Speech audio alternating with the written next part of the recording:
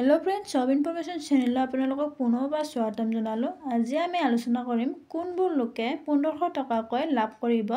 26 জানুৱাৰী গণৰাজ্য দিৱসত হিমন্ত বিশ্ব শৰ্মা ছাৰে উল্লেখ কৰিছে যে 1500 টকাকৈ দিয়া হ'ব।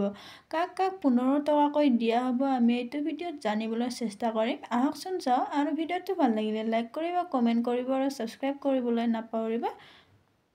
আজি দিনটোতে অসমৰ 25,000 নামঘৰ আৰু উপাসনাস্থলীলৈ 3 লাখ টকাকৈ আৰ্থিক সাহায্য প্ৰদানৰ আমি সিদ্ধান্ত আনুষ্ঠানিকভাৱে ঘোষণা কৰিবলৈ পাই মই গৌৰৱ অনুভৱ কৰিছো।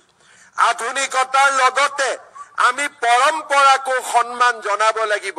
মহাপুৰুষ শ্ৰীমন্ত শংকৰদেৱ, দামোদৰদেৱ, মাধৱদেৱ, হৰিদেৱে আৰম্ভ কৰা নৱ বৈষ্ণৱ ধৰ্মৰ আন্দোলনত যিসকল উদাসীন ভকত জড়িত হৈ পৰিছিল, এই উদাসীন ভকতসকললৈও মই মাহেকীয়াকৈ 1500 টকাকৈ আগবঢ়োৱাৰ বাবে সিদ্ধান্ত আজিৰ এই গণৰাজ্য দিৱসতে ঘোষণা কৰিবলৈ পাই গৌৰৱ অনুভৱ কৰিছো।